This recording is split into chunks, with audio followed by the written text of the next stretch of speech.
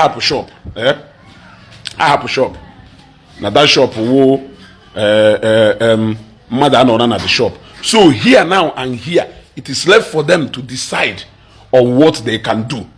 Here keta and here, it is left for them to decide what they can do. How we can melebe patient na ano. Woleba melu dispensary. Eba do big enough na ewo block the market ye. Iye nweta dispensary and maybe doctor's office. E wata go then eba ya wuzi reception. Maybe even the patient na abia donana. Opening nazo. Let me show you. Let me show you. Problem we develop with him muna. Okay follow. Inyekwa ya that opportunity kita. Inyekwa that opportunity kita. Olukwa billboard ha kam ife dem akwomozu my uncle. Inyekwa ya opportunity here. Olukwa mgbomgba billboard ha etu a. Bia debela ya eba. Inekwe ndu olukwa billboard ha etu a. Bia debe here. E got go now na even chori ikwu e follow o shokito wole eba ka patient we nwe ike si n'ihu eba na anakpute e got go patient si n'ihu ha na anakpute here o chokwo mepekwa eba e got go o chokwo mepekwa eba o chokwo mepekwa ebe ni Mwifi.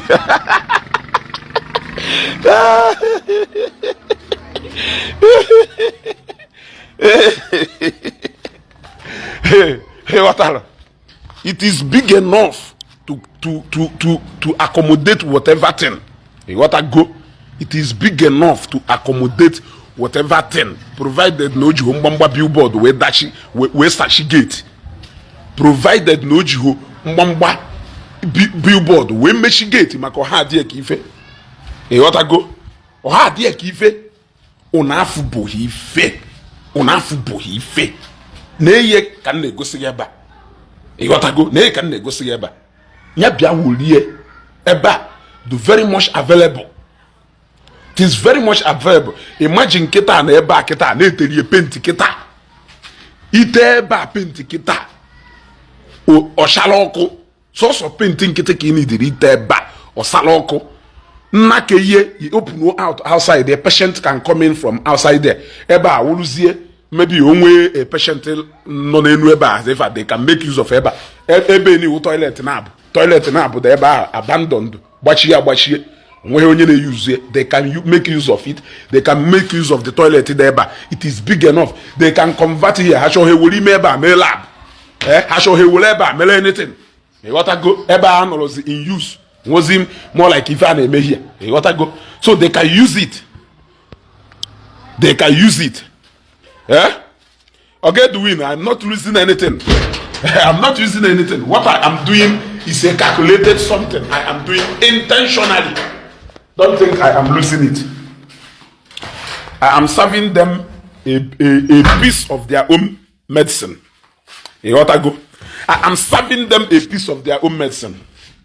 You gotta go. I'm not paying attention. I'm paying attention to the comment of my followers. You gotta go. You gotta go. I'm paying attention, of course. Yes, I have an audience that I'm talking to. And those audience are flowing comfortably with what I'm saying because I understand the different name. When you are comfortable with criticizing what others are doing, your own will never be hidden from criticism. It's not possible. Especially when you have not done something that is expected of you. How dare you come to play our intelligence? Somebody got since yesterday, Omenala hospital, how long did it take you people to talk about 1 billion, 80 million in America with Zion? I'm asking you. It took you people over 2 months talking about 1 billion, 80 million of another people's money and not your money. Yes, I have a very wonderful audience that listen to me. Okay, doing a very wonderful audience. Mathias audience. Why do you think I don't have people who will listen to me? I am kindly asking or get win. Oh, na Mathias with his behavior and his attitude. When he followers why do you think I will not have audience that listen to me? I have audience that very much listen to me. So I know exactly what I am doing. Exactly what I am doing in a nutshell, or doing, is to tell Mathias that he has done nothing. Fake account. Followers majority of followers engage in my post. I know them. I have gone conversation with them. Most of them. Conversation with. I know that they are real. Yes. Okay, must go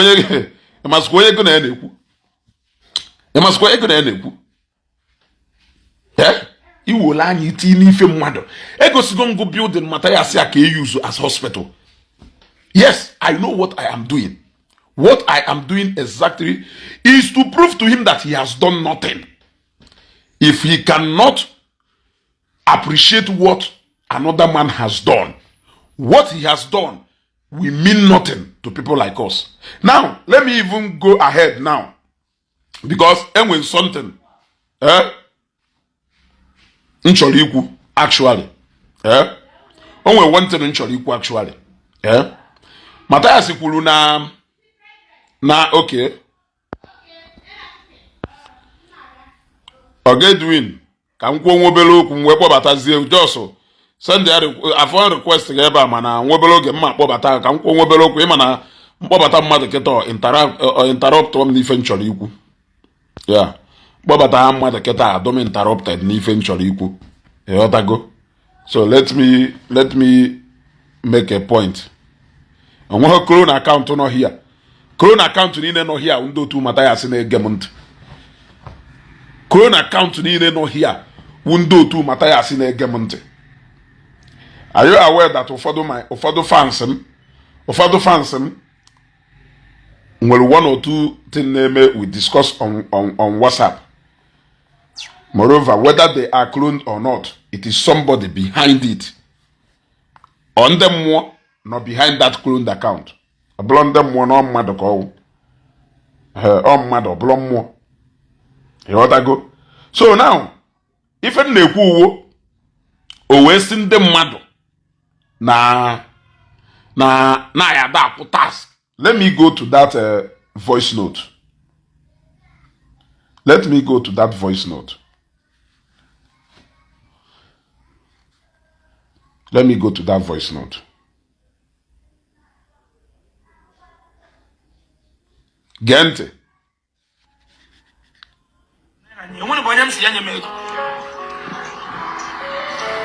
do that hospital. Emma, the guy is so dumb. Omenala hospital na last spend millions of naira. You want to buy them to do that hospital. Such a media. Put your governor bambe chimbado on a basilic. Oh, yeah, but what put your Kaime Kogesi Balon, you go Balonata. Oh, no, never complying private and private Zion. What you make? Yes, in the Ifokuru. No jege well lawyer. Koya one and them mother go have comply or privatize here. Now, just like this video made this morning, I keep asking myself, ndeza your neighbor in case up na muchefulu.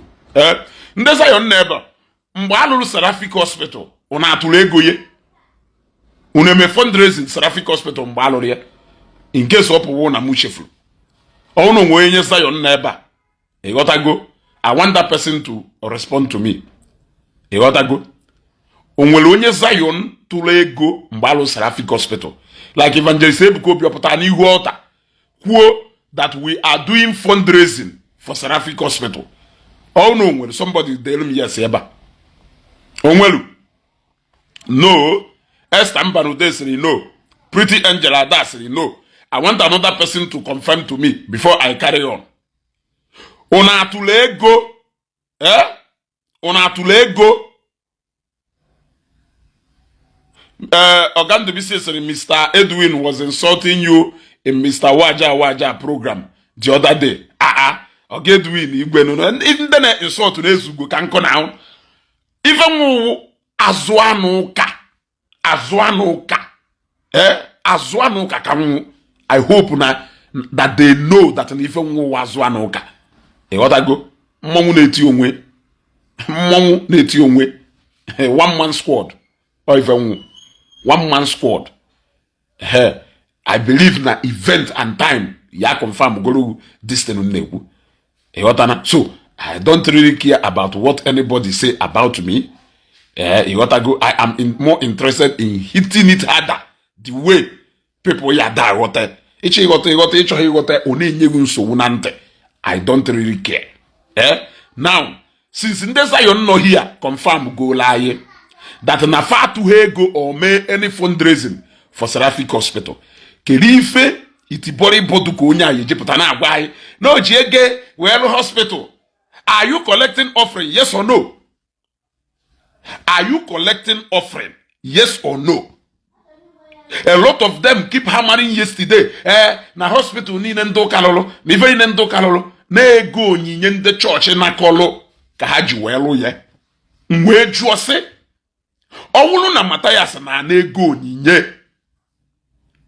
Kedu ife kpatalo no na ya assume kwa no that same ego onyinye onakotalo ka oji welu this hospital.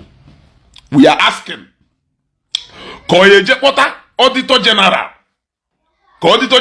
nke ọ na-ekwu maka na Igbo Land Charity Foundation no some ofu onye do signatory to account ya no onye ahụ onye ya ha je wepụta ego ha gwa okpo bank mmanụ nọkata ị na-achọ ka ị na-deceive grown up men ụmụdimkpa 10 na anọ a na-enwe meeting mmadụ 500 nọ na o wee wụrụ mmadụ ịtọ do signatory to account mmadụ ịtọ ahụ collaborate ya bupụta ego that organization lie ye chochorocho ị na-asị mmụ na ha enwe ego ha need na akaụntụ Igbo Land Charity Foundation. God bear you witness no ha kpọọ gị kpọọ bank release elu ha ego nọkata ị na-akọtu bank ahụ ị na-akpọ na onye ahụ dị in charge of it. Who appointed that person? Kele onye kpọọla anyị bọọdụ appointiri onye ahụ. Who is that person answerable to? Who is that person answerable to? So you cannot take your phone go onye asie je wepụta goduru 1 million ebe a or ya agbaghị je wepụta 1 million ahụ. Who will issue him or her query? Who will issue him or her query? Who is paying him or her? I am asking you. Anokata ana-eme ụfọdụ n'ime ha na-asị right on nwa Chineke ifu unu ụmụ itikono unu afụ bụ ife ilu unu nọ na-agba katap. I want to see Mathias give free medical service to all ndị Omenala. Full stop. If you cannot do it, my friend, don't think you can come and manipulate our brain. You think na you umu okoko. You started collecting offering na jogo inyebe mkpọtụ na start generator na akwụ ụgwọ ebe na anọ niile eme nka. So imoro na churches nwere cost ha ji arụ ife niile ha na-eme. I'm asking you. Now you need to put yourself in their shoes for you to see exactly what they are experiencing. Is that what it is? Now you want to introduce health insurance. Every man, yeah. Ụfọdụ n'ime ha wuokwu that they don't understand that ọbụrụ no in advanced society you can be talking about health insurance. Ọbụrụ na Nigeria ohi ka ha ji ezu ọ ga-eduwenu hapụ. Forget about ndị surround them. Don't worry about them. I am cool with them. Forget about ndị surround them. I'm cool with them. Ndị surround them na-ewepụta ego patronize am week na-ele to the tune of ego ne without seeing me, without discussing one-on-one with me. Mother send the ego by millions we go me ife send the ego ne we go me ife send the aranya you receive oye and ask them that I'm surrounded. Which one is masquerade? I'm asking you. Can they go masquerade? Those people who Igboland Mathias ana. Okay, doing. I'm asking you. Ekadano be send the Mathias ego goriana. You have not done that, but you are real around him. Real around him. I am asking an important question. Isn't that I am surrounded with masquerade? Then I am asking you, a masquerade that will patronize you and support you in the business you are doing, and a masquerade that will never trust to support you in what you are doing. Kelundenke masquerade and Ndenka masquerade. I am surrounded with big masquerade, heavy masquerade, masquerade in what doing. Yeah? If you cannot condemn A, don't come back and condemn A na Mr. Kekemeye. It is not in my dictionary. It is not in my dictionary. So I don't care how you feel about this hospital something. That hospital, nonsense. Absolute nonsense. There is nothing to glorify about that hospital. It is not even free. Oh no, free. I assist you, okay? Now, etikwa cross na Ndi Igbo bayi niile not in diaspora. Ma Ndi Igbo bayi n'obodo oyiwo na ife nna akpọ n'ụwo ka unu wote ego ka I wee support this initiative. Na ife mmeri ife awo ka m wee nyere ndị bayi aka. Ịkpọba na Ndi Igbo bayi niile n'obodo oyiwo ka ha bukọtara ego bi iwe. Can you fetch that money eme? Can you fetch that money eme? I want to see you 100% fund that hospital with your money because you love the Igbos. Talk is cheap. Action with disorganized okpu 1 million ikulu in just 1 second. Action. Yes. You introduced health insurance. Some of them will pay health insurance for 10 years without using that facility. In that ways, you are getting more. Health insurance kado less accountable. Yes. Okado less accountable. There will be no accountability for as long as I am concerned. Go and write it anywhere. Yeah? So somebody now get win. Anamajo then okay one Zion because ono na ejebula afa ma agota hebunu se ejebuta afa.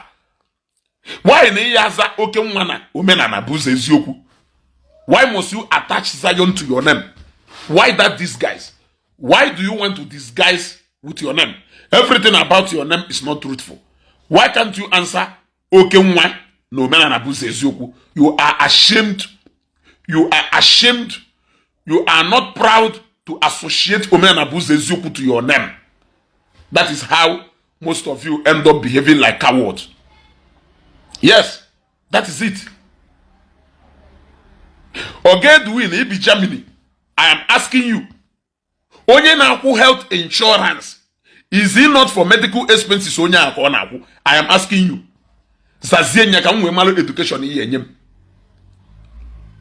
Yes.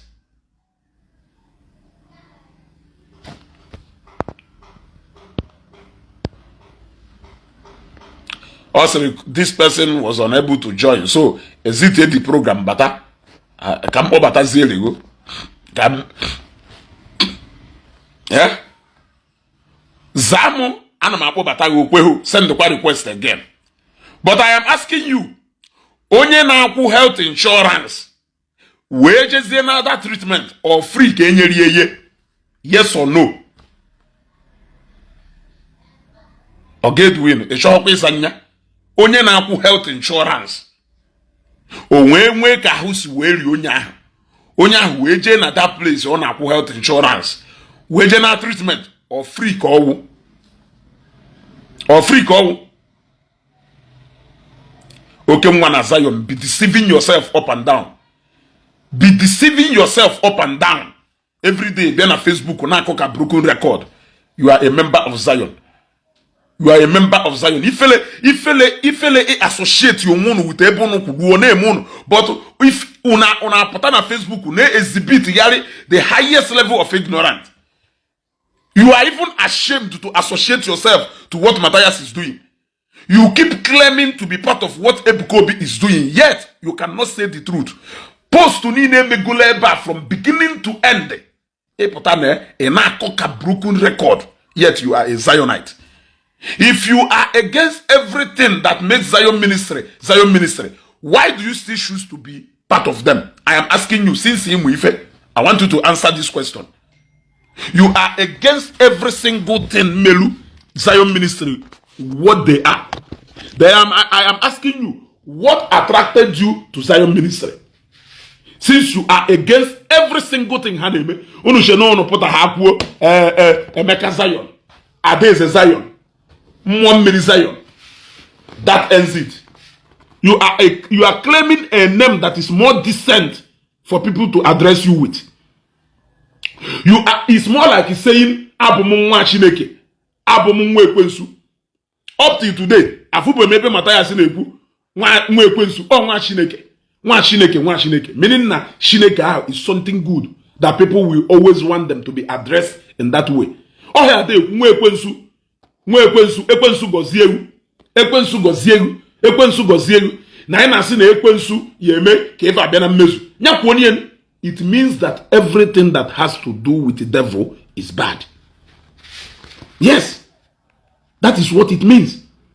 So, Eyaza Okenwa na Zion. Kafa we do decent.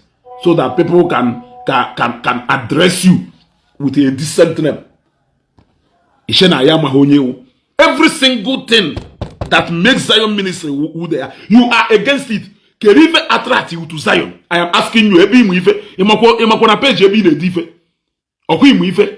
I want you to tell me what attracted you to Zion.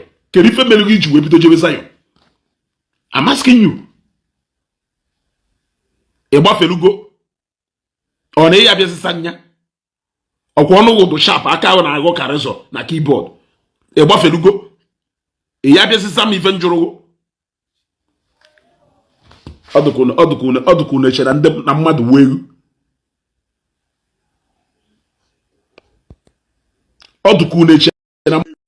I am asking you. Name health insurance. Onwe ka husi weri anu. Iweje na that hospital. Iweje na treatment. Is it free? Or free? Is it free? I want to know. Somebody, I want somebody to answer me. The fact is that federal government has not even managed to give free medical services in this country. No state government has managed to give free medical services in this country. Even Ndocha have managed to free medical service in their country. Everywhere around the world, people pay for the medical services they receive. It is only church. Kamataya say follow. It is only church. Kamataya say follow worthy. It is free medical services. Now, that government in a expect self free medical service. You still pay tax to that government since they say that giving offering is equivalent to receiving free medical treatment. I am asking you, the government in which I have medical insurance in the country I am living, Kingston is St. Grams Stephen. We can say now medical insurance now they deduct for your salary every month. You have medical insurance in the country you are living. Which country are you living in? I'm about somebody in that country. How now always the ball? Go okay now. Nobody no neketa can tell you na live broadcast yaketa. Kemarife. You work and pay tax. You work and pay tax.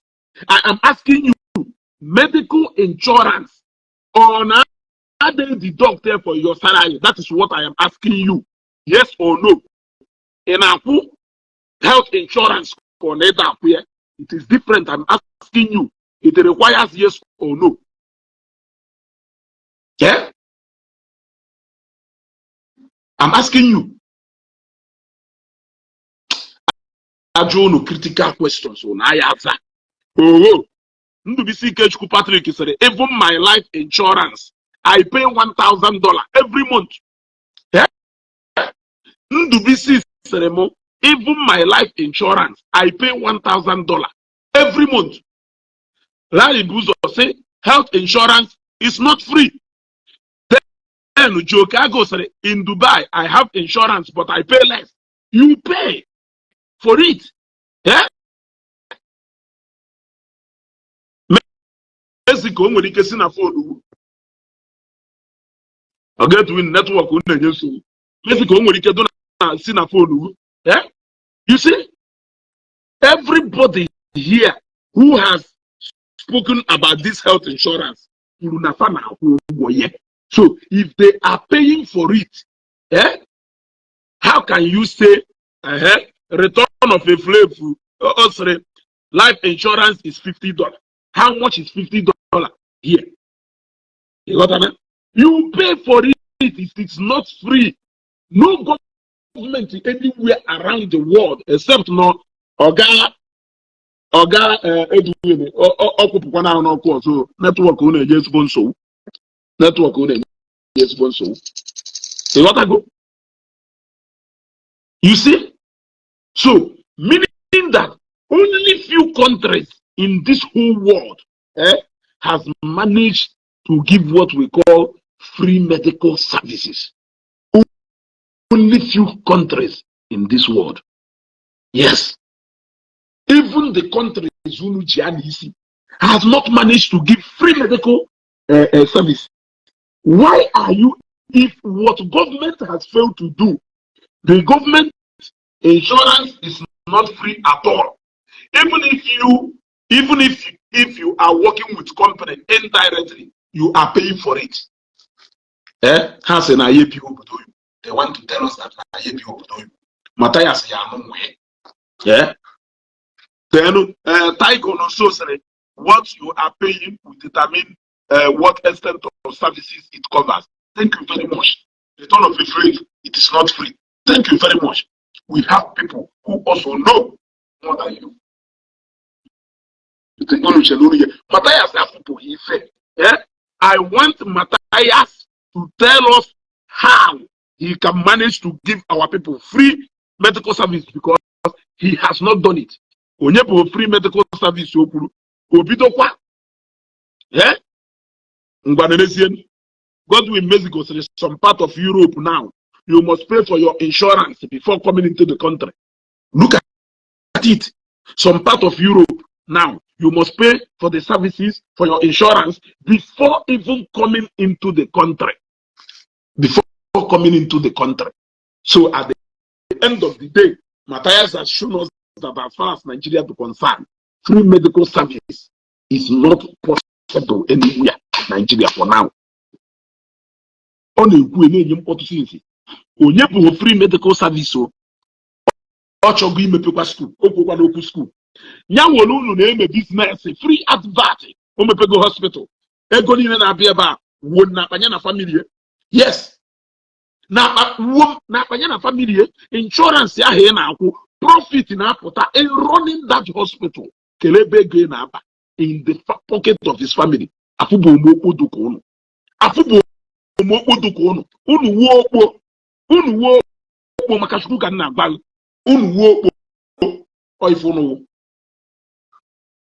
Unu pụta na Facebook ọ dụka ya sị na ndị mmadụ amaghị ife a na-eme. Fọdụ n'ime unu mụ ife unu na-eme. Unu nwere share na that establishment. Ọrụ unu wepụta na Facebook nọrọ na-edifend there ma unu ejesi n'azụ na arụsọ ntịntị na-aba. We know about all that. Nye anyị free medical services, Mathias. That is what we are demanding from you. You said it is possible. You refuse to demand that from the government. Well, upper hand. You chose to demand that from the church. Now you are a church owner. Now you have opened your own hospital. We are expecting you to give free medical services. You told us that you have been doing it before you opened your hospital. We want you to do it now that the hospital will have your thing.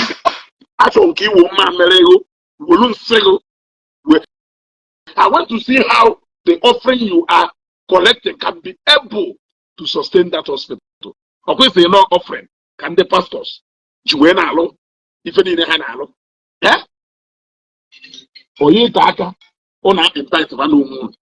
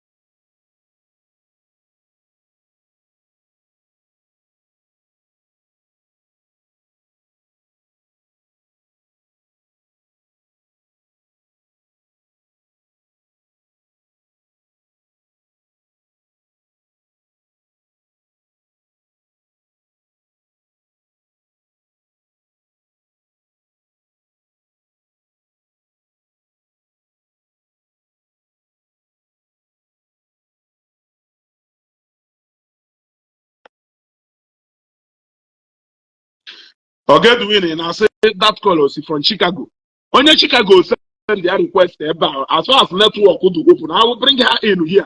Do I need permission from anybody to answer any call I want to answer? I'm a free man. The other guy, I'm a free man. I'm a free man. I speak my mind freely. Onye Chicago send their request here. Akobata here in life or there network permit here or bata here so do I need to take permission from anybody before I take a call but na my own phone? I thought that Mathias will show us how to run a free hospital. He has failed. On an offering, on an billions na offering, on an billions na offering. Each of you would receive a winner offering box church needed. In our offering, Malcolm a girlfriend nado every day. They are giving offering, they are giving tithe. Not a why they don't nubu na popo. Oje patacho nubu, lewo nubu, lecho nubu, or genuine father. Ndeni na on a been a church in Keuna be a offering now. You go see I be container offload the containers here. You go say ebe factories had. Yes. You go say ebe boutique ha, exclusive boutique had to say. You go say ebe real estate building had. At least ndị na-ejebe enye offering na church bụ ndị nwaanyị na-ele abacha. Igosiri anyị nwaanyị na-ele abacha gwalogo na olele abacha leche abacha. Na onwe every day ọ ha enweta profit. Nwaanyị ahụ si do no 9,000 cause not 8,000. Somebody like that. Anya although go obere mmadụ ka ọgwụ biko ya ị na-eme otu ka ị mara mmadụ one ka mma isi na ọ na-eje enye onyinye n'ụlọ ụka wee jụọ ajụjụ a very important and reasonable question then wee sị ndị na-eme agbasa ụka ama ihe ofe iko kọpụ bejisia ji nye ha ofe ji ebejiri ebeji wolu sachet of groundnut oil nye onye ahụ ọ dụrụ onye ahụ mma wolu sachet of noodles na-abụ onye ahụ mma ifọdụrụ onye ahụ mma onye ahụ nwere ebe ọ kpọwara afịa 20,000 webe na collect that thing or na collect na your church. It is a question I ask which nobody want to answer. It is a question I ask which nobody want to answer. I am giving you facts. Mathias aka emechiela onwe ya ọnụ rụọnụra onwe church ọ na-arụ ọnụ. You don't need to. The moment in their crowd on, I am expecting you will be expecting to see something more better than what I have in my house. For you to like somebody cutting do na my place on where say go sing cutting do belu can you anya we change the cotton card ever. O dey na chọwari change the cotton na achọrọ m ebe m na-enyolu cotton mmeji we change card ever. We say go bata na live video send their request switch your cotton do belu. At least I have freedom to do live broadcast anywhere around. Also, when I want ever I will bush. I will be so proud to stay in this bush and make a broadcast. Yet, this is where I come from. Some of you na koto na ko mpo ọkụkọ ọnọ na cotton na inwe cotton be if it's sure for you but on a live broadcast go see I cotton do be you go see I cotton do be and challenge you because I always like facts over visions. I don't like people talking too much without showing actions. You what I go? I challenge that person. Yeah. Ebuka John, appreciate who appreciate who and I appreciate who. Because maybe appreciate the Seraphic Hospital. Because maybe appreciate what is happening in Ngobala today. Appreciate who about. Maybe I be the who the who na comment here. Appreciate who about. Make sure can get appreciate the work of chemist. Yeah, can put you in the teaching hospital. Every Sunday you get appreciate. Yeah, can you free teaching hospital? A mama don't have a Seraphic Hospital na free treatment without any tax anywhere. A mama don't have a Seraphic Hospital without paying any tax anywhere, without paying any health insurance. Yet they are getting treated. It may pay even the poorest of the people known at your church. They are that health insurance. It's a more appreciate who will the way if I have also can people no go to see about poor. They appreciate who will on how you not say that boy in a Facebook.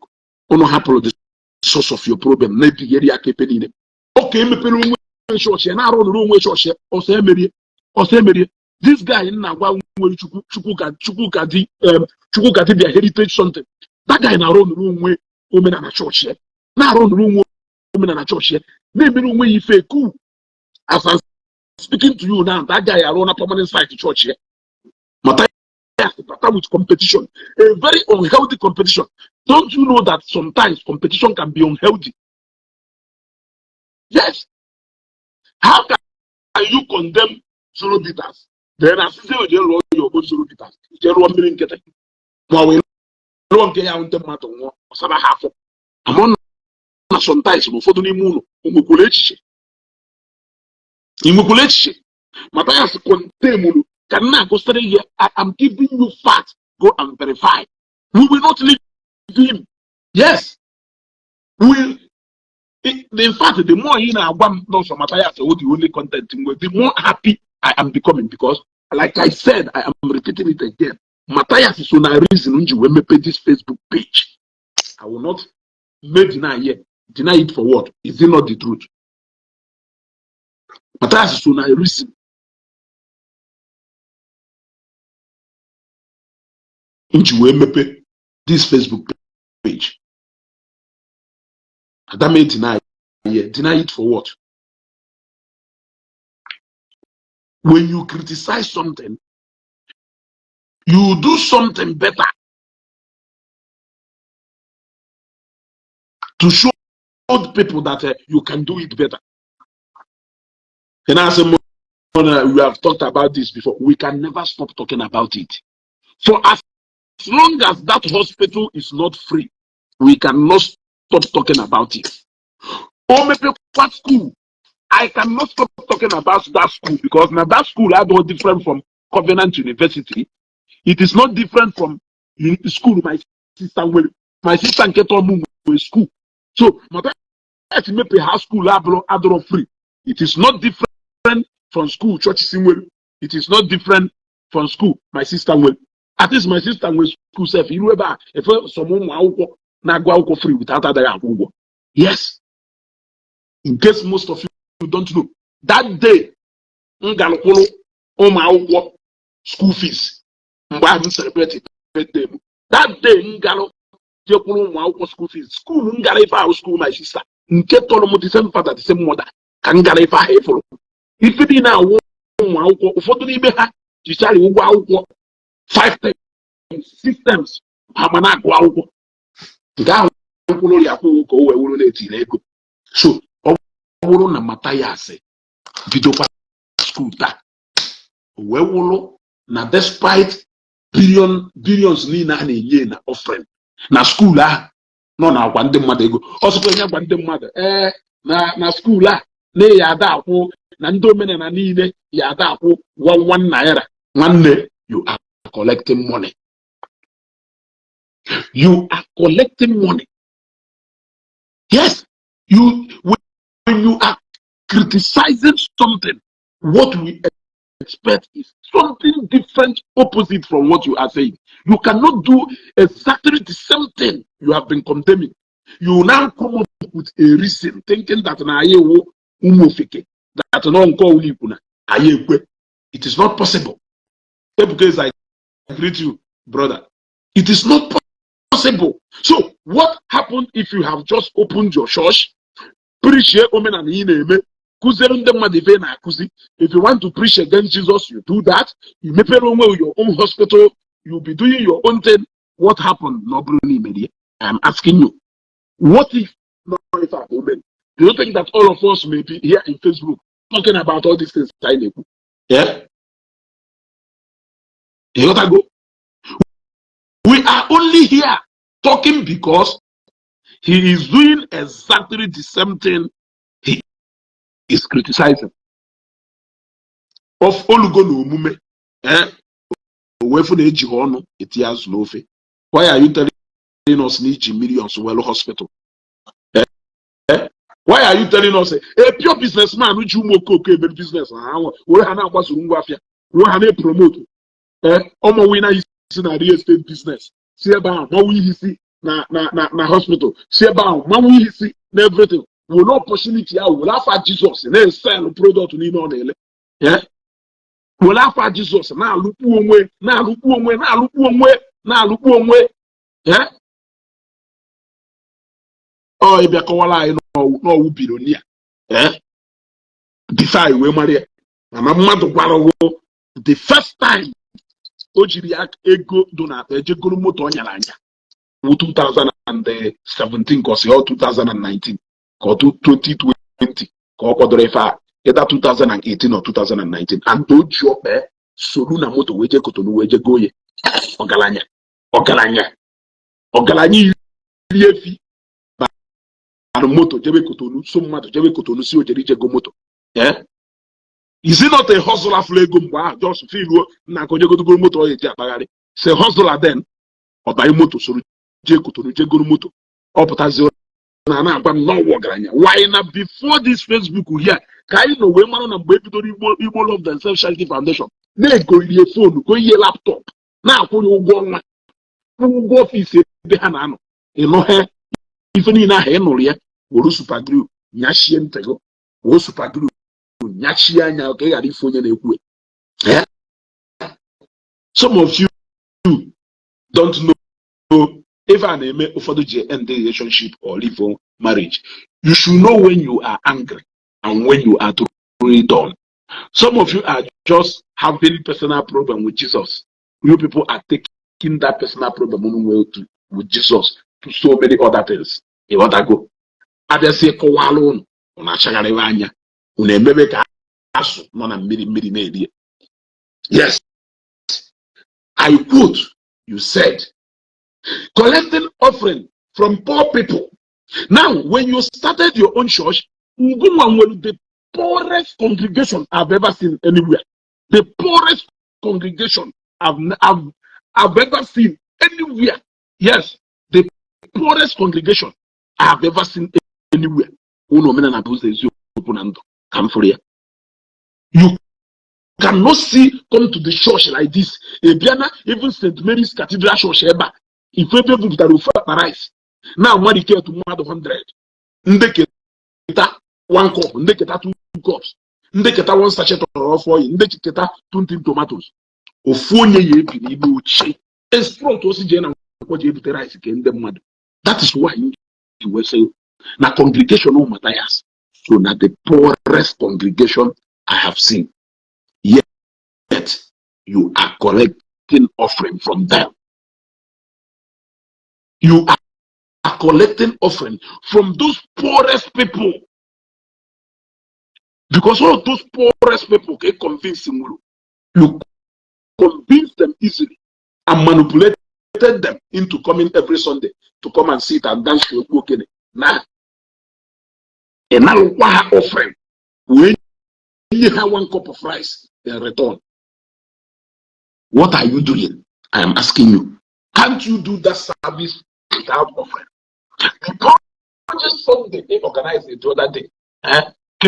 Ishi development fund donor churches were for that. On a half development fund envelope in a church. You are introducing your own gradually. You are introducing your own gradually. One day, Mathias will introduce tithe and give it another name. That one will every Sunday, initial offering. Yeah. Ego ndị egede na ndị mbụ ma ọkpọ ya ego amadiola ma ọkpọ ya ego ọjị ukeke ego ọjị ukafọ ogo ọjị ụka nkwọ ịghọtago ụmụ ofeke ya takwa akwụ ya. They will still pay it and come back and condemn you for paying your tithe. Ntọ unu mmee unu ntọ unu ka m na-agwa unu. You like this. Today you want us to stop talking. Today, to you, if you know that no, we are talking too much about it. Can I put down for what is actually obvious? What is actually obvious? That you cannot run a school with offering money. Let us tell ourselves the truth. You cannot even build a school with offering money unless in a Yalu school 30 years. Let us be honest. You cannot run a hospital, build a hospital, run a school with offering money. That is why na church Shilu building they will do a fundraising, raise money elsewhere.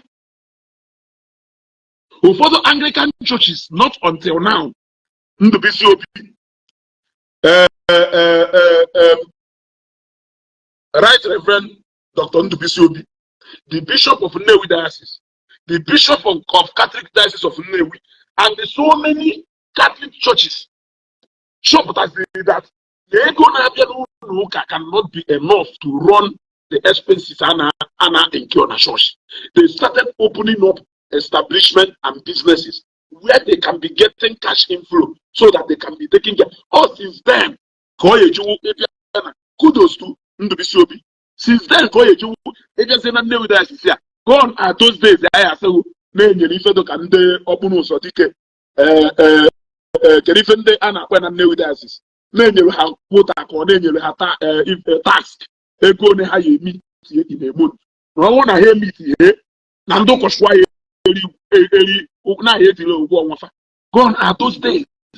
These days, as far as the Anglican Diocese of Nnewi is concerned, on one hand, we receive a good one, Catholics receive a good one, because na church mostly a lot of places has it with ego.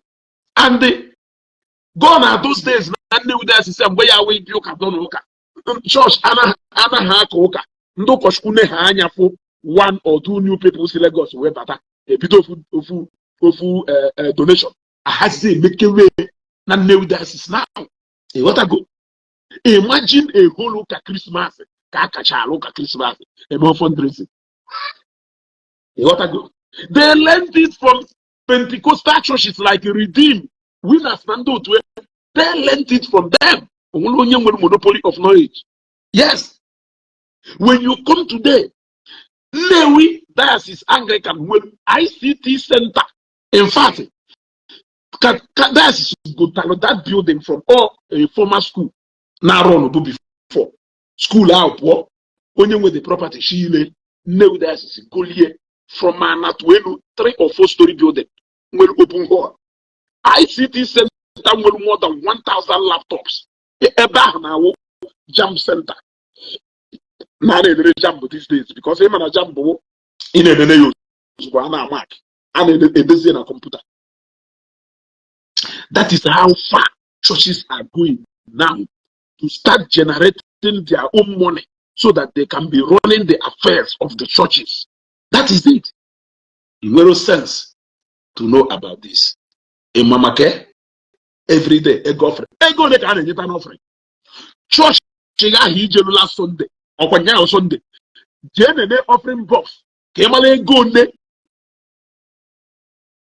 a na-enyeta na calculate ego na na-enyeta na that offering box times 31 days ka ịgwa nnọkwu n'iri na ọkwụcha ụgwọ ọnwa ndị ụkọchukwu nọ na chọọchị ya o nwere ndị maintenance o melu ọgbalụ diesel a na-eyuzu na chọọchị were eme other programs a na-eme in the week kedu ife omelu ọkwụ nepa bill kedu ife omelu ọkwa ego onyinye ụfọdụ na-eji 15 naira even up to na na-enye onyinye ụfọdụ aha na-enye onwe ndị ya akpọ onyinye ọ na-asa alụghị ọkpa etu agafe. So I am asking you, I am asking you, kelee ebe ego onyinye ahụ unu na-akpọ mmadụ ole na-enye tait ka njụzie egwu mmadụ ole na-enye tait ịpụta na chọọchị etu a chọọchị mmadụ 1000 bịara ụka na-akpọ tait ọ bụrụ mmadụ 30 ya apụta the least number of people na-enye onyinye n'ụka ndị na-enye tait akpọ tait o nwere ike ọ bụrụ mmadụ 10 ma mmadụ 15 ya apụ tait. Kelee ego na-abịa dị ife ọmụ mmadụ agha anụ ife kelee ego na-abịa dị ife ọmụ mmadụ agha anụ ife. Majority of ego church si na-use were emefe ewu goodwill donation, free will donation. People feel ka ha dole out to church enye ha church knows how to scan for their he has na ego onyinye which ego onyinye there are so many poor people na-eje ụka na-ejecha ụka ha enye onyinye ha naba ha ewo something wee na.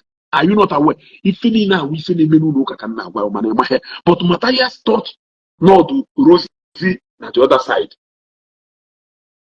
He thought that if any made as easy as he to see a fear more batable.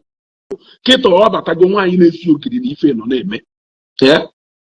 Or when you show you na Omenala Igbo Ezeaku 2008 or 2008, call you a Jimmy free hospital bill.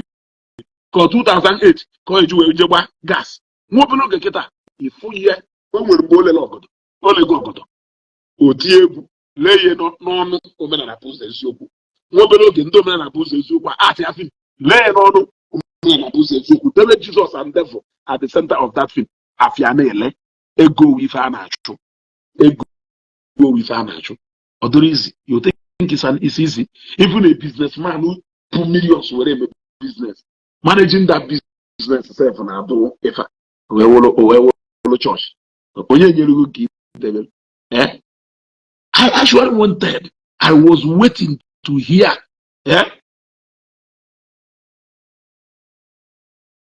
nenu ndị bekee wa agbala chukwu nọ nse eze nwa itiboribo itiboribo dọkwa ọnụ ndị kwujusịrị na Omenala Ezeaku. I am not where can see where do I don't bother at all because of itiboribo. Some of you will eventually end up in a psychiatric hospital in Korea na mbe onye sewa nwụrụ secha nwụrụ bịa na Facebook bịa ọ na-apịtị keyboard ọ ya ma mgbe o tere nonsense ọ na-apị keyboard cheno ọnwụrụ ọsịcha anya na-apị keyboard cheno ọgbe ife ọ na-apị.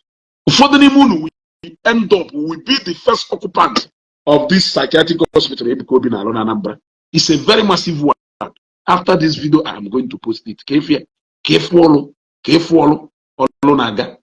Bushi, egwa obasaho.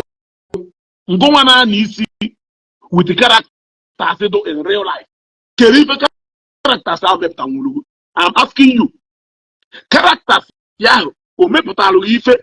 Iwe kwa njebe n'obodo iwo okosenti Emeka dunso okosenti Ebuka dunso okosenti Shukuru nye dunso wona ani Igbo aka obiri onwo na ani Igbo dị etu odo isi na ebe senti Shukuru nye dunso si wee pụta lachapụ ọsọ gbajelie na characters ese na ya maho na ha esise akwa niile ha na post from that whichever Luciaba, what one other side. There are Facebook, Kogeri. You gotta go. I'm looking carefully. I want to see the people that will go off. I want to see the people that will drop from this page right now. Within the next 5 minutes, I will start dropping people from this page. You gotta go. Within the next 5 minutes, I will start dropping people from this page. You want to go? You must not be here. That is one thing you have failed to understand. You want to go? You must not be here. Being here is an alternative. In fact, it's not even it's an option, because alternative will little left for you. Or maybe you can choose for, but it is an option. You can. So, we did from now, time maybe don't agaba. They were another nonsense. They were here again. Can people not go? They were again. For the moon, I'm a hife. Church is supposed to be. Not the matter to cut a chair when you join a church. No, you join a well-law school. A well-law school. Alocha school. Now, nobody. I just say health insurance. Yes, I'm asking you. Health insurance in a clear money with a mepe office in this. You mahone mepe office in this lady. Yeah, you mahone. Oh, who gave a number one on our way on. He never knew that a day like this will come, when all that he has said will be put to practice. He never knew, obviously. He never knew that a day like this will come. He never knew.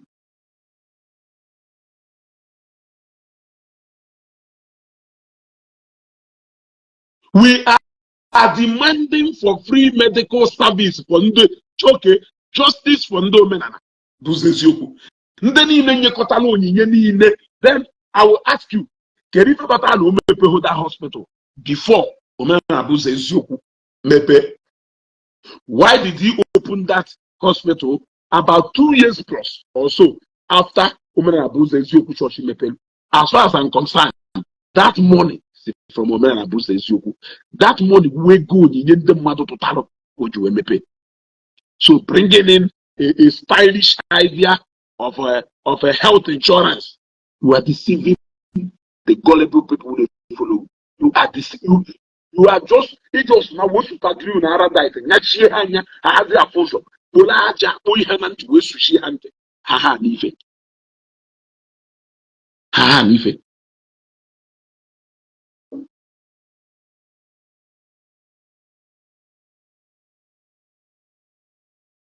Oh yes, free medicals for every member, for all members. Okay, ngwano. Kaya imana, we talk with facts. We talk with facts. We don't just talk. This one pay you. Utibori bono, Utibori bono to too much. In fact, Utibori bono self, Anama underrate you. Oh no, wonder yes, you go. Why are you talking about Mathias? You are always talking about Mathias. You wanna make Mathias equal.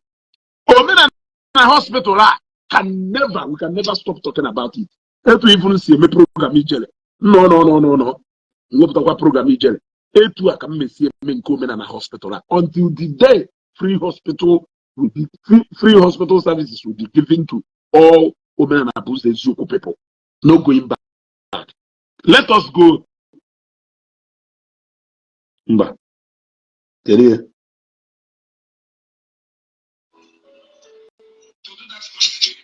Let us go. Omenala hospital now, let's spend millions of naira. You want to go and see any medical to do that hospital. Such a media. Put your governor Bambe Chimbado on an abbas.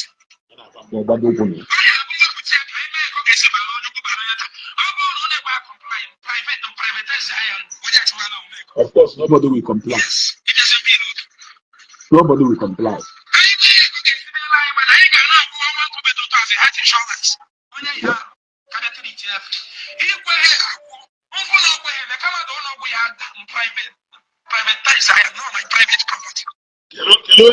Kele onye dere kọmentị ahụ ebe a ọ sị nọọ mgbofe agụnụ ka ọgụnụ ntị gị oghe kwa oghe ntị gị oghe ntị gị oghe kwa oghe hie ị nwekwara ntị this guy they claim not to be too smart, but tomorrow no people do smarter than him. He said, and I quote, no una comply. Or privatize ya woluye or privatize ya woluye me personal business. 1, 2, or so no one eme ye to esi eme ye onye ona na akwụ little money as health insurance. Then I hold you if you treat you free. You will be paying little money as health insurance. Man, I hold you if you treat you free. How can somebody who is paying health insurance come to the hospital and health insurance? They treat you free. Is that not the services you work he receive? I'm asking you, can go on with it or no services equal work he receive? You want us to keep quiet? Can you make sure no corner here? OTW about hit account here. Every member of Omenala Igbo Ezeaku health insurance. Also, when you put 10,000 or 5,000 every month. Nyano nulu again. Because let us assume that no one will Omenala Igbo being said about when they get hospital for business. Nobody. Land estate business on it. I happy. On a land estate business here. Because we know that this is business for him. On a couple. Mathias. Blue people being free. It's none of our business. Where we have concern is that area where he has challenged other people to do A. Why is he doing the same B that other people are doing? We don't need any explanation around that. We expected you to do the same thing. Announce no, look in a hospital where people will come and take their medication free. No, announce her. No, hating questions. He want to go.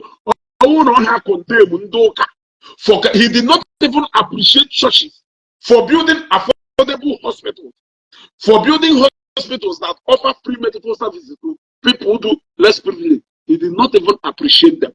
He went ahead to criticize and condemn them for building that hospital with offering money and collecting money from the same people.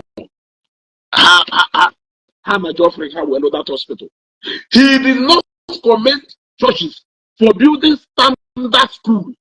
He went and condemned the churches for building schools with offering money that people who has given that offering cannot afford to go to that school. Today, he has announced that very soon it will be Amadioha School. Yes, Amadioha School is underway. Meanwhile, not even 70% of those people can manage to even pay 2,000 naira every month for health insurance. Not even up to 2. So definitely, Mathias has opened a hospital business and he has gone into that business for good. Take it or leave it. OTD, a disclaimer from the very first beginning. So that disclaimer, he knows that is definitely where they will arrive at. Are you getting me? So when it happens, he will tell you, Ndi Igbo achọghị ife ọma no luzie gujepuru Jesus ka Jesus je helu no wolu na hospital ya meru private business ya ebe ọ na unu enweghị ike ikwuni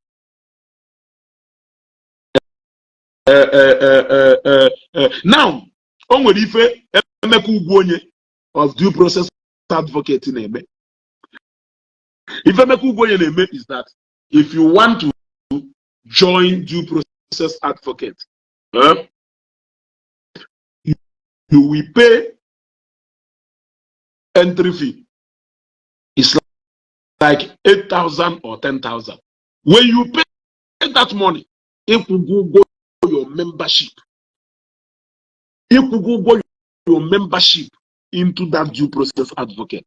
Any day, in any case, anywhere, due process advocate will send a legal representation to come and stand them for you. Or if you have name, when you pay once. When you pay once. But the issue of paying health insurance every year, every month, or every other schedule according to the schedule, you are not doing people any favor. Don't start making noises saying that you are doing people any favor. Yeah? You are over collecting the money people need to receive because only few people will benefit from that service. I'm telling you, 10,000 every month. In 12 months, it is 120,000. I'm go one and watch him. Since the last 6 months, Kele Ije than our men at hospital equal 100,000. I'm asking you, Kele Ije than our men at hospital equal 100,000. Now, let's assume that now that 120,000 per year. Now over that 120,000 per year, now more than 1,000 now where somebody times selling. Let's hope. Let's say that now over more 1,000 now where let us kind of use. I want us to be calculative here. Yeah. Let's say that now more than 1,000 now 120,000. If 120 million, if 120 million in a year for more than 1,000, how many of those 1,000 people will make use of these services in a year? That is the question. How many of them will make use of these services in a year? Note, other people who may not be Omenala Ezeaku will still be coming there for treatment and will be paying according to him. There will be donors, just like somebody he announced that has donated 100,000. Definitely, he has opened up an avenue of donation to the hospital by announcing that somebody donated 100,000. So only God knows how many other people who are donating because they buy him a they buy him a case for job. They buy him a case for job. Now, let us also not forget about they have just fundraising. And that hospital. I hope now transfer go Mamumuchu with immediate effect. Actually, me the team Mathias pressure I hope. Go pressure now. Me make it effect. Obru Mamumuchu put in at that hospital. Boy na video go say no put go Mamumuchu at the hospital. On have to the effect. What I go? You can comfortably build your 2-bedroom flat. What I go? You can comfortably build your 2-bedroom flat. Now go there, clean your man, them what they told now. But when you start challenging somebody a 5-bedroom duplex, now we're all nonsense. Now we're in a structure all the substandard. If there's a low 2-bedroom flat, and that's easy. When you have a duplex, I'll be comment they go 2-bedroom flat. When you have a duplex, a comment they are not duplex. It is a question. Free medical services for all the members of Omenala Ezeaku is what we are asking for. Whether I'm going or nation, we must demand for that for you because I am an Ishi. I am an April watch go. I am an Mathias. So we will not allow you to take a decision for yourself. Because we know that the name Attire 18 years, power, he take a decision on his own. We know that you are not acting out of your own senses. So we will take that decision for you, for your own good. We have declared you unfit to take any decision for yourself because your actions has proven that you are blind, you can't see. How? What else can you do for a blind man if not to lead him to a bonaga? A blind woman, if not to lead him to a bonaga? Somebody to deaf, if not to interpret for that person. We have decided to take up that responsibility for your sake. We are doing it because we love you. We are declaring justice for the money. It should be free, and free it shall be. It must be free, and free it shall be. You want Seraphic Hospital to be free, right? You want Seraphic Hospital to be free, right? Omenala Ezeaku Hospital must be free. That is our verdict. Amadioha School on the way. When you build Amadioha School finally, you will come and tell us you did not take money from anybody. You did not raise money from anybody. And every Sunday, offering katawu. Every Sunday, more offering katawu. Send Diego into the pocket. All those money. Igbo Land, the Charity Foundation. All those things. No accountability. Enjoy yourself. No, you need to go to each. No way for concern. Who employed that person? Who employed that person?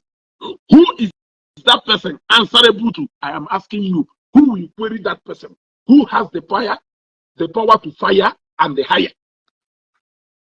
Ngo Isi, Ngo Rezo, Ngo Nabo, Ngo Shop, Ngo Wifenine, Ngo from A to Z. Then you tell me that now somebody a hire or na lolo wolo na no nya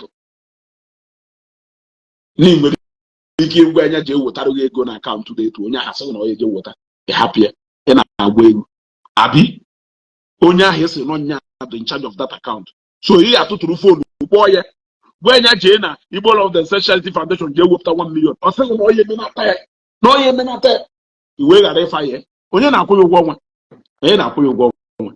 Who made him signatory to that account? How many people sat down and decided to make him or her a signatory to that account? It was your entire decision. You can change that decision even as we speak now. I have blue mwegu now. I have blue mwegu. I have blue.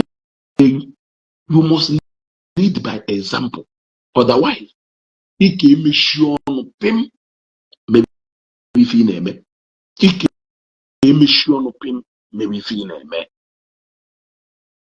the good news I have for you is that Seraphic Hospital is 100% free for all the members that cannot afford it, even non-members. All the members of Zion Ministry that cannot afford Seraphic Hospital, it is free for them without paying any health insurance. Is it clear now to you? Those who can afford it are comfortably and gladly paying to support the smooth running of that hospital. Donors are comfortably putting in money for those who cannot afford to pay hospital bills. Are you getting me? Another good news I have for you is that Seraphic Psychiatric Hospital, Nabia, in Anambra State, is going to be free for even you. It is 100% free for you. You are not going to pay any dime. Rehabilitate you and take you back into the society. Nobody will take one kobo from you. So don't even run away.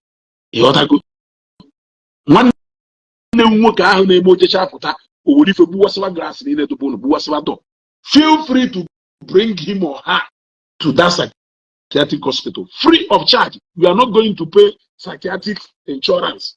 You are not going to pay any health insurance. It is 100% free. You cannot condemn something you cannot do. I said it very clearly. Some people now condemn take over responsibility. I want to see you people do what he is doing comfortably well. How about Siana? They cannot do that. They cannot do that. They fought him tooth and nail while he was building that cathedral. As for Mbemelu, Bishop Okeke, Odiri Okeke, sent forth.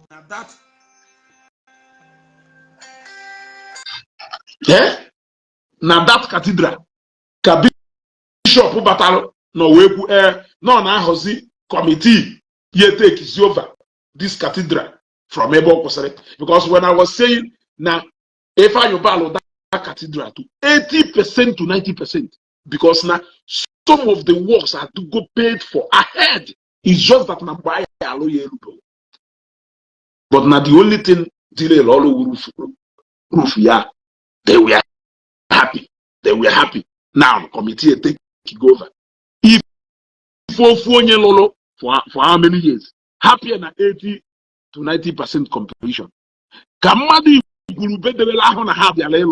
getting to 2 years now, they are still doing that. Even if I go back, I will the highest donor, not only even as we speak now. Because with the rate of one I know that not sure in about we're celebrating birthday or even September, if I'm not mistaken. Today, Okongo. We want to see you people do exactly what he has been doing. We want to see you people do that. Solar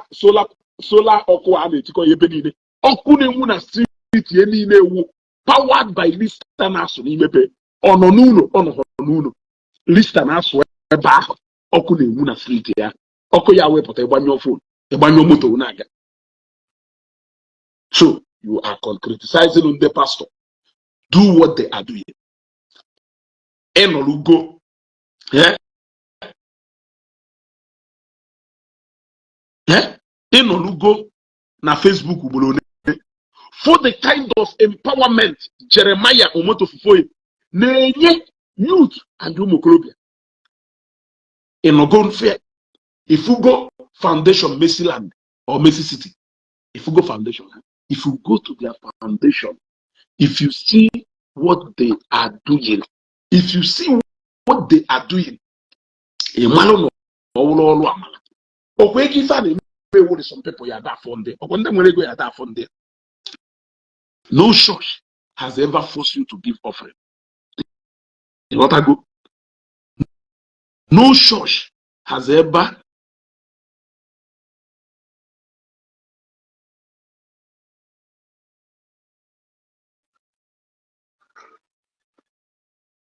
okay. Just 1 hour ago, can somebody post to? Just 1 hour ago, can somebody post to? 492 first class graduates across the world who are members of Mountain of Fire received 250,000 naira each as an award for being brilliant. The award was given by Dr. Daniel Kolawole Olukola. He started the award with car gift, later reduced to 500,000 each, and now 250,000 each as the number increases.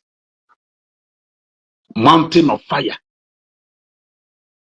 Balolukoya nka hajere la kosine na ebuko BC.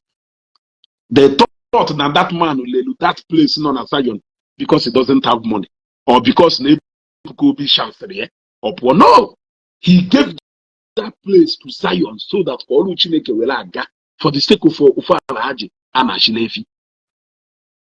I repeat, 492 first class graduates across the world who are members of Mountain of Fire received 250,000 each as an award for being brilliant. The award was given by Dr. Daniel Kolawole Olukoya. He started the award with car gift first, later reduced to 500,000 each, and now 250,000 each as the number increases. Now, let us forget about the first set of people who received car gift.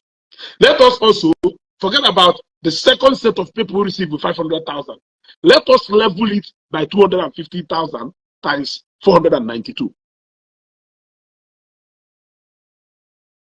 250,000 times 492. 123 million. 123 million. If you times it by 250,000. Remember, there are people who collected 500,000. Remember, there are people who became a car owners. So this man, I can comfortably tell you that this man has spent well over 250 million in this exercise. These are the kind of people you will come out to go and talk to. Yeah? Peter Chukuma, for as long as and people's money. Mathias is not the same way that's an offering. Yeah? Is he going to tell us now that no, we're going to know? Is it not the same offering than an akona? Yeah? Agun kwaneri ifubodi ife unu ye bepoto obala n'anya obala yisina anya unu pota. You people never knew that a day like this will come. You never knew that a day like this will come. The day is here. That day, that day is right here before me and you.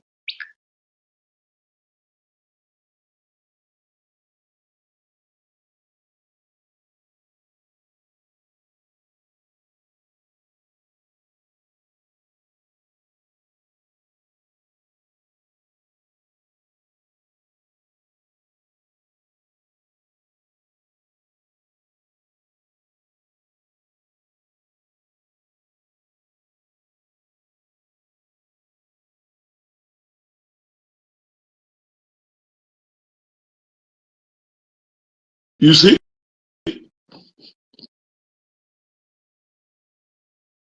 How can you have so this guy in a people's money? Mathias has started collecting people's money. Also, want to see what he can be able to do with people's money. Or local hospital with people's money. And not a shock, but you don't want us to celebrate what other people are doing with people's money. Yeah? No. Peter Chukwu must collecting money from the poor people.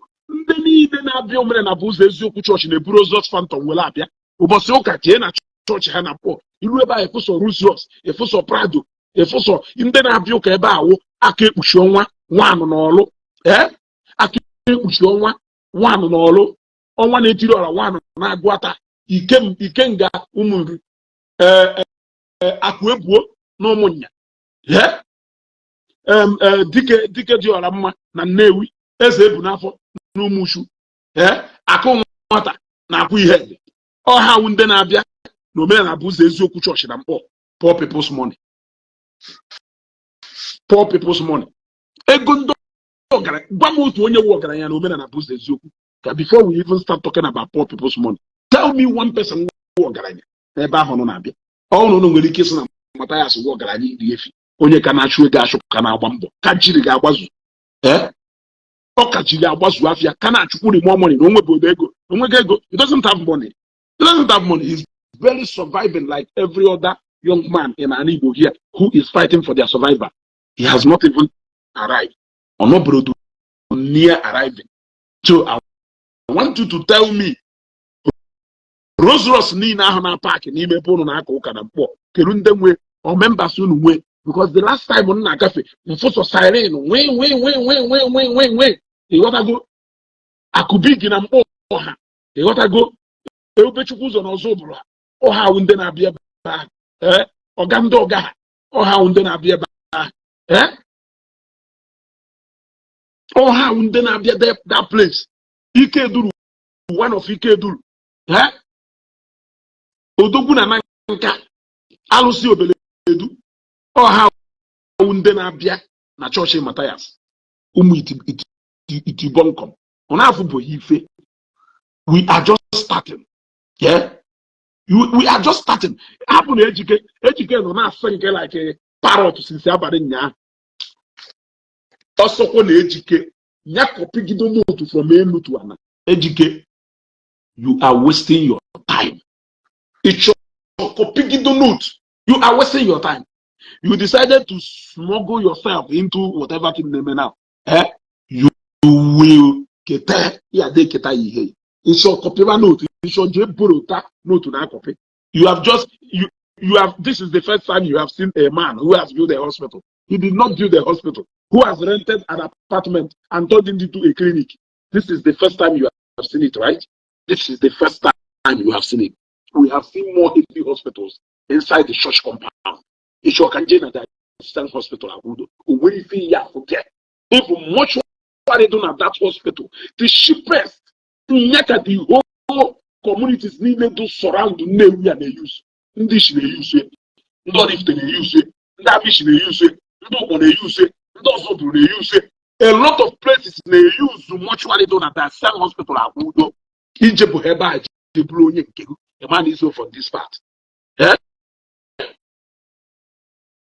Dimpa wee lụọ at least ego na-abata na that same hospital akwụdo onye ka ọ na-aba na ego a na-aba na chọọchị were na-ebife na-etichi ekwe back na that hospital. It is not going into one person's pocket. Bushi Ebuaba, why are you here? You are here listening to me. Do you think that no one na-ekwu this thing n'anya or one ofu onye na wash him or not mother? Do you think I will still be talking? I am still talking because now for 110, 120, 130 people watching me, and you happen to be part of them. Have you ever asked yourself if I can ever or if I will ever come and watch you? Watch you for what? You are here watching me, and you are here saying, keep weeping. I am weeping, but you are listening. I am weeping, but you are listening. I am crying, but you are listening. Giving engagement, writing comments, engaging in my post, credit, all on a page to monetize. By the end of the month, I'll go and collect money. Are you not aware? Are you not aware that by you staying in this page, commenting in this page, engaging in this page, that you are growing this page? Although difficult, that's why I have decided that we'll be taking decision for you people. Because some of you do so daft. Some of you do so daft. I'm sorry to say that. Yeah? Will you picture my brother Rio Nyaba? Yeah? Rio Nyaba. Sample picture now the whole wall of that hospital, telling them that this is his personal hospital. Halueba, Jena Abu, even of other na page, on our hanya, onye nke diary na stretch ahụ debere ọmara ma nwa amụche kubitako onye people mebie ebe ife oche ebe business. Fọdụ n'ime ha a na-agba egwu ijeri celebrate business mmadụ, personal business mmadụ, personal business mmadụ, personal business mmadụ. We'll see how it goes. Igbo Love Themselves Charity Foundation did not go down well. All Omenala Hospital will go down well. Let us see how it will go. And now what's the born? I always liken him to Otropopo. Otropopo said, "No, Bosoya, one day, no, ye Jew honor. To sit chat, who's feeling the back, or Rubo Sago to turn on. And it is Otropopo Cobia Mill, Otropopo Nana Yananko. Mathias has become this 2024 Otropopo. If we can see that announcement, this hospital is free for all Omenala people. We will be glad to pay. I was waiting. Can the last thing all you do is this hospital is free for all Omenala people. We did not hear it. We did not hear it on Omega agwu. Umuokoke nọrọ somewhere. Na-enyegharị mkpọtụ.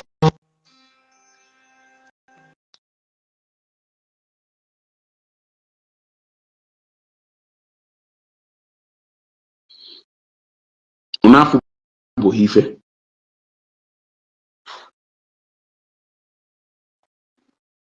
Yes, he became the Otropopo. Oh, he became the Otropopo about 4 years ago. Oh, echekwa nnọọ ife bidoro ụbọchị a. Echekwa ife bidoro ụbọchị a. A na-enye mkpọtụ na-agba Igbo ọnụ. Ọwụrụ mma ọwụrụ gị imegono elotochukwu.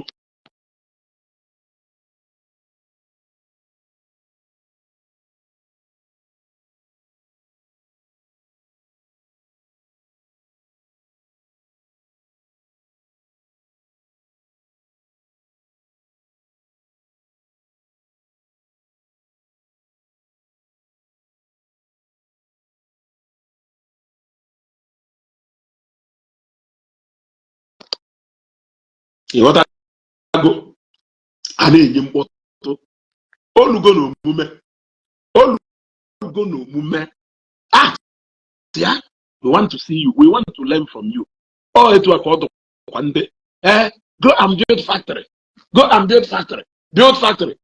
O bidoro ịda aka a long time ago, and some of his members has confirmed that na area Mathias na-aga nke ikpeazụ a na fa aghọtaghị ebe ọ na-aga.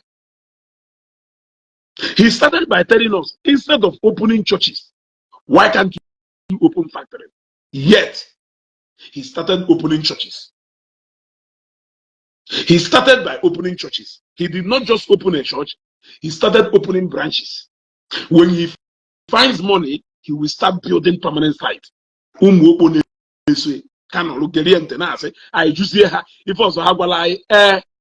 this system can do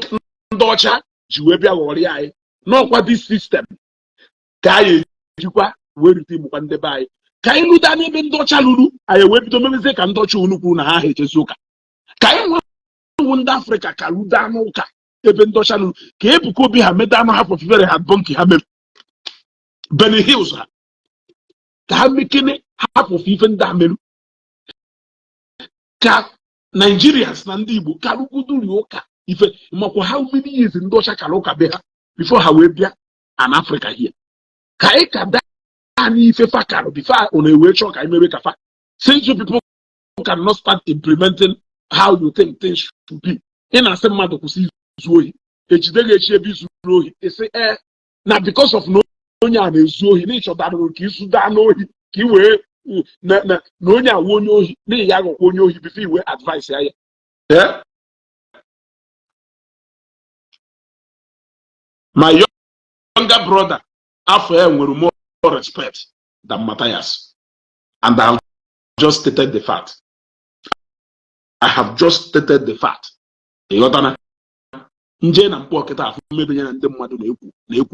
He's a hustler like me, and I'm a teaser respect. As if no bulago, kogono.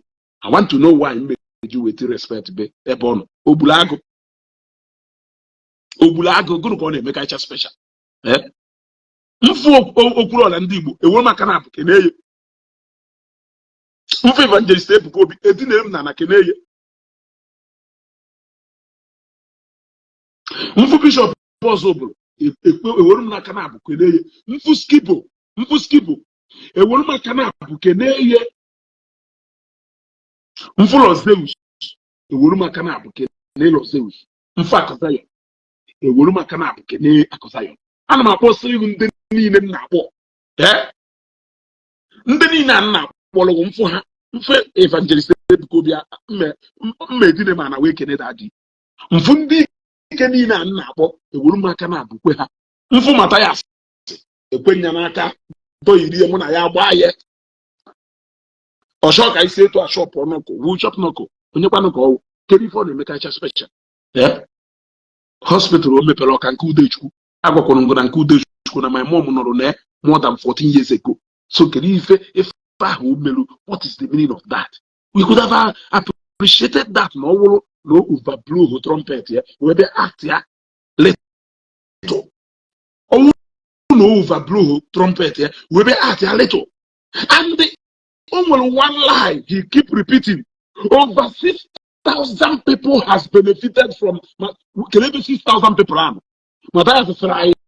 Now, no Bujena more than 6,000 people. I challenge Mathias to bring 1,000 people.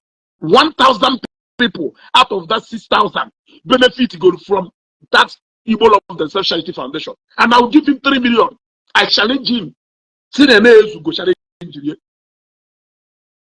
Over 6,000 people. I challenge him to bring 1,000 people. inclusive Mande by collectively can Igbo of the session from Igbo of the Session Foundation to Epido to a lot of by Morisi or Obi Eziaka.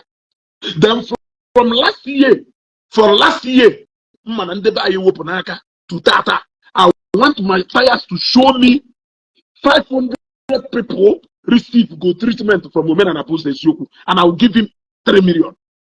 I challenge him. Although difficult. Let him show us.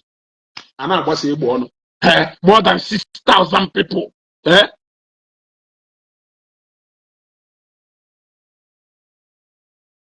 have my fans, of course. Are you not my fan? What are you doing here if you are not my fan? Njenene Uketa, Afonibu top fan badge.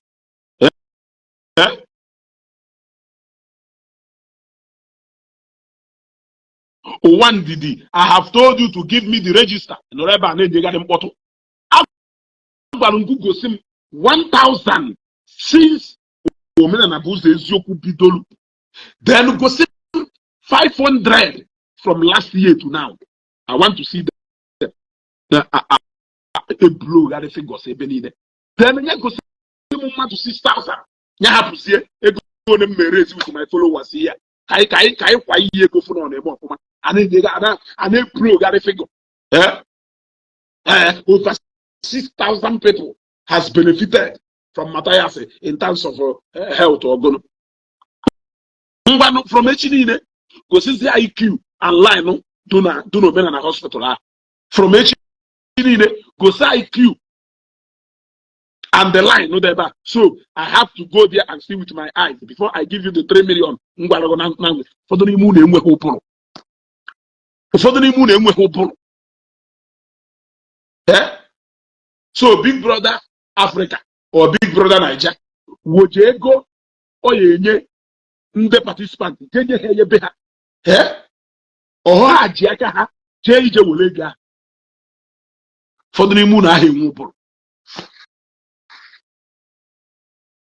6,000 people. If you could see Apuga, Ezoga, go 6,000 people benefit Golu medically wise.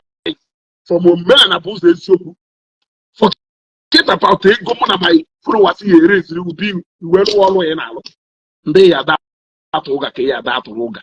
How people like us educate, repeat, go that thing. Over 6,000 people. Where are the 6,000 people? Kelebe fam, Kelebe fam. Oguno say Ndoka go single one single person. Let me go miracle. I am telling you now. Sure, in fact. Which name we register? Go see number 1 person. Go see that page. Go see number 5,000. Go see that page. I'm telling you. Go see number 1 person. Go see number 3,000 person. Go see number 6,000. We want to see it like this. Kai we malo ebe number 6,000 as we bia uruna na woman no ga ifo na ka eji unu chando ifo na ka eji obunu wayo na ekpu konye ego je na ekpu yotu onye owuruti na aba na eri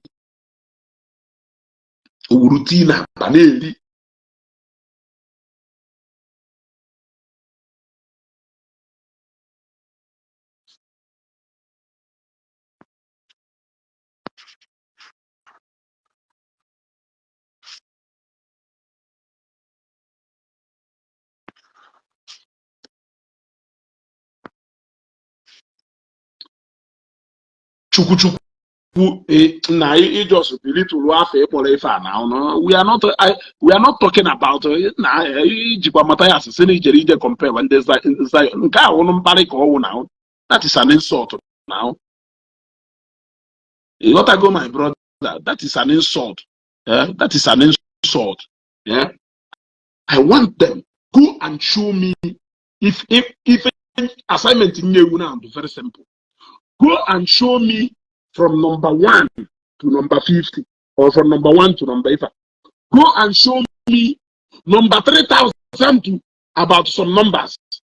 Go and show me number 6,000. I want to see the people who are there. Or 1,000 on the Yoruba. Data.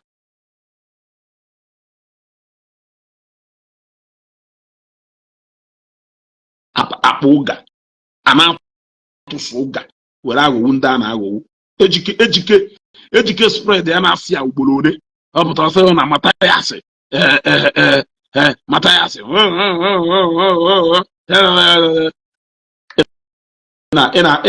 Show us evidence. We want to see evidence so that we can also start helping him out.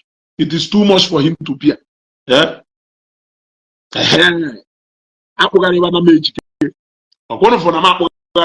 Moment of truth. Why comparing Mathias Hospital with Zion Hospital?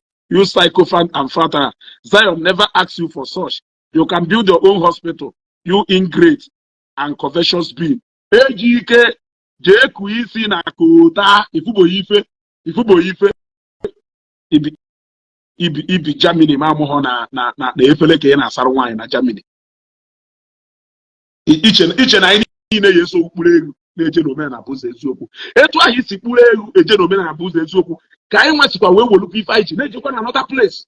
Yes, we have to compare the two hospitals. A hospital of that magnitude, is it not a hospital of that level? Now you want us to come and start celebrating a kiosk in the name of hospital. If you supposedly they make educate that kind of hospital, German government or Union approve that to run. I am asking you, educate.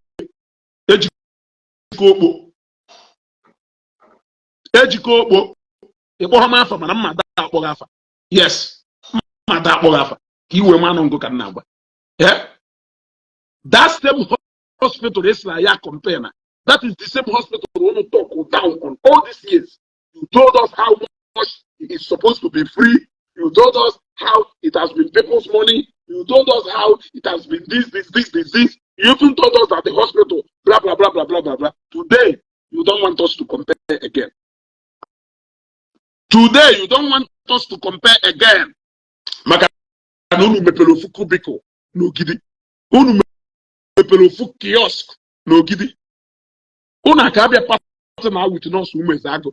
I keep calling that woman because that woman has so nando for so many years. No by I'm a baby. Weje sinu Isiagu ebono. But beside that, but banu side umumabu na subendem na moshi. Amos bebono keta. That woman has so nando from Burukidi more than 15 years ago. No sir, operative bana. Iwatana. Oh, you win a day. I have Dogarevana. We have I have Dogarevana. Yeah. Oh, again 2 hours ago. 2 hours ago. Eh? Mathias Ezeaku, Gospel of Truth. Name is content on its own. So they don't hate him, but using his name for content creating. Now they know that they don't actually hate Evangelist Ebukobi. They are only using his name for content. Eh? They know they don't hate Pastor Jeremiah. They are just using his name for content. Now they know they don't hate Ezeaku. They are just using my name for content. Unafubo hife.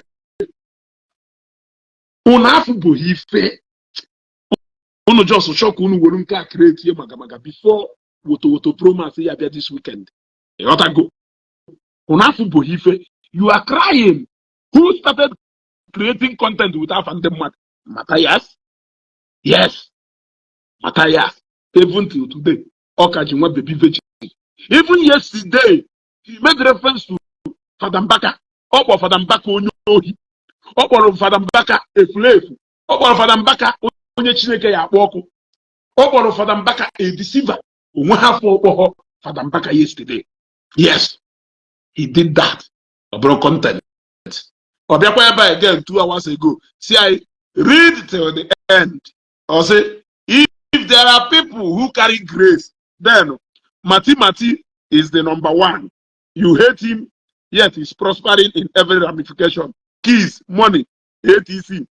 From poor family background to something. You called him an illiterate, yet it can speak better than you. An illiterate, yet thousands are following him and can't wait to hear his voice, including PhD holders, etc. Bikonu, Kamkusikeneba, Wekuoku. All these things on a delay. Does he even realize that Zion legal team alone are not being paid one kobo for the services they are rendering to Zion? I am asking you. Ejike or Watakolu. Now this men of God, Hannah Mango, even you know what they feel no matter how. Now this men of God will in abundance. You talk about people who own private jets. Eh? Their parents of our private jets, they also came from poor background. You talk about Mathias, who has thousands of people following him. Ndahina private jet has millions of people following them.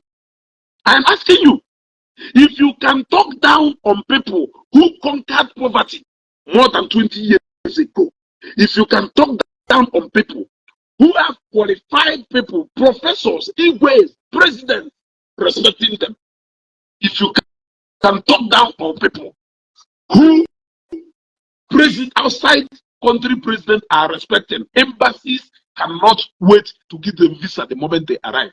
If you can talk down at people who has few millions for why can we not talk about Mathias na JPAC? Onye can we followers? Mathias na JPAC ship of staff. Onye can we followers? Mathias na Los Zeus. Onye can we followers? I'm asking you. Mathias na mwikuku self. Eh? Mathias na mwikuku. Onye can we followers? I am asking you. Can you know? Mmadụ one na Igbo anọ na Facebook ka Mathias ka we followers. You are talking about somebody. Kele graduate and lecturers are the same. Yet when he was in detention, not even a single person came out. Not even a simple respected Igbo man came out to speak for him. When he was in detention, not even a simple, well-prominent and respected Igbo man came out and was bold enough to stand for Mathias. Yeah? So all these things are the reason why he conquered poverty. The rest of us are still in poverty. I am asking you, he conquered poverty. The rest of us are still in poverty. Yeah? There are thousands of people who became who they are today because of Ebukobi. None of them can in everything, in any ramification. None of them. He cannot match or stand any of them. Are you not aware? Are you not aware? Some people put together 1 billion, 80 million, in confidence. Mathias Omenala, cash since you go explain tire, no evidence. Since you be done on Facebook, you don't know respect other people. Eh? We will show you people what disrespect. If you what it means to belittle someone, what it means to disrespect someone, what it means to do all manner of things you feel no champion in doing. We will put you people now in defense mode. It is time for defense. The days of reckoning is here. Obiakwa, Otekwa, Rome wasn't built in a day. Kudos and congratulations to Mathematico Mama of Truth as he single-handedly built a hospital to serve humanity. Because don't Zion, again on Attire 1 couple Nelo Seraphic Hospital. Yeah? What Mathematico Mama did in Umpo, in Ogidi is equal to what Nurse Ezeaku did in Umpo. There is no difference. There is nothing. If you know that Rome was not built in a day, why can you not respect those people who has built Rome, even when you are still building Akabuku? That person has built Rome. You are still building Ogidi. That person has built Rome. So you know that Rome was not built in a day, yet you have failed to respect those people who has already built Rome waiting to build America. Ọkasensi unu si wee mgbe ife unu chena unu na-etu Mathias Ezeaku onye mgbe onye ọwụ unu na-etu ya Ezeaku ọzọ ejike ndụ and akwụkwọ m na onye ọwụ na-ejike sịrị you are a force to reckon with, run away, jee nyocha onwe you are heading to doom. Ọ naghị ekweta. Then from yesterday to today he has made nothing less than he has made nothing less than 10 posts about Omenala hospital defending ife ma hisie ife bo ife I eti unu no auto reverse. You people we start defending now. Unu ya no na defense mode now. Unu debere ahụ na unu mgbe ife. Okun debere ahụ na unu mgbe ife. I eti unu na reverse mode now. You people will start doing more of explanation than talking. You ought to go because I ejite go no na mkpọrọ ahụ. Unu emego I fuck unu si wee kwado. O nwere ike ọwụ na before na in suspense na amụrụkwu ka ndị a si wee kwado, but at the end of the day anyị afụgo ka unu si wee kwado. Wilfred Franklin ọwụ na mmechi send alụ message na you send the alum message na my inbox na WhatsApp. Yeah, make you send the alum message na WhatsApp. You gotta go. You people go explain that you no evidence. Only you chokata evidence. On I have evidence anywhere. You will explain that you no evidence. Only you chokata evidence. On I have. You gotta go.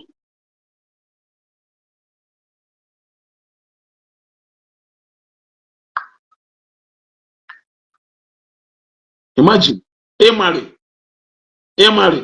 na suppose udole either talk down on mother, especially ebe onye ahụ nwere millions of followers. Ijekwolu na okay, can go say something. We love Evangelist Ebuka Obi. This page alone, we love Evangelist Ebuka Obi. Mwelu 728,000 followers. 728,000 followers with this page. Then let's go to Zion Prayer Movement. Let us go to that one.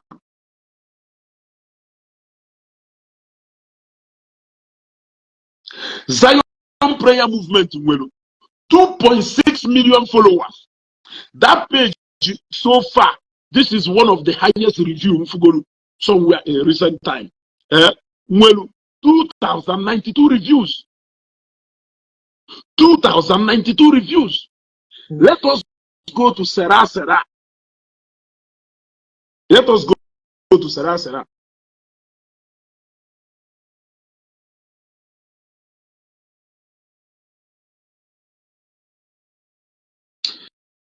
Seraphic TV with 293,000 followers. Seraphic TV with 293,000 followers. Let us go to Sera.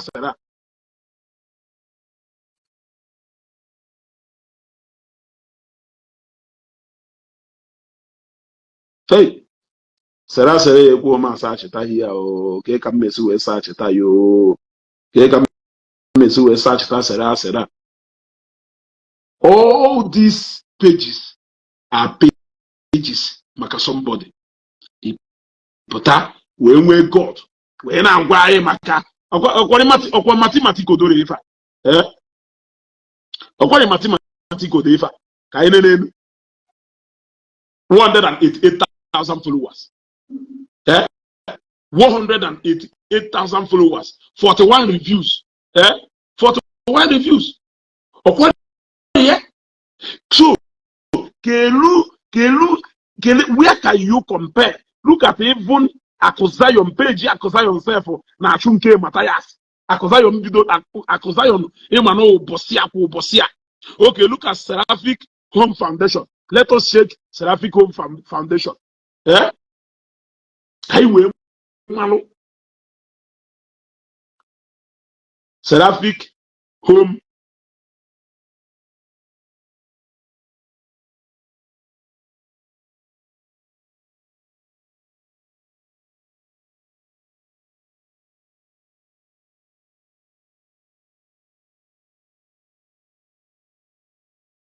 Seraphic ka m na-achọ ọkwa page emepere ọfụ enwego 10,000 followers already. Si na ebe ahụ unu na-ejepụtawa. Thank God na ndị enyego m ọkụ ka esi majunata m ahụ.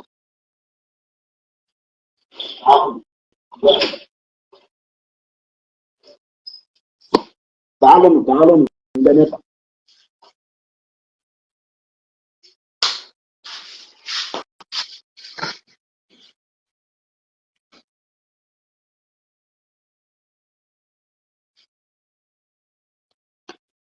You want to talk about people then respect mmadụ, people who are following somebody.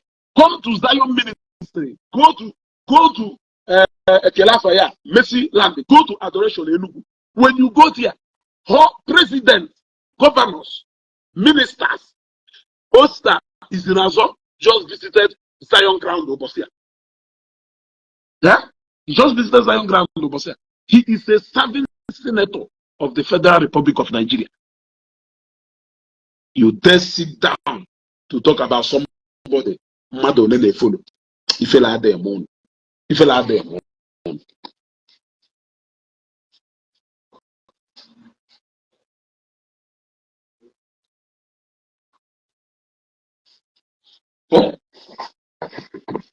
If you like them on.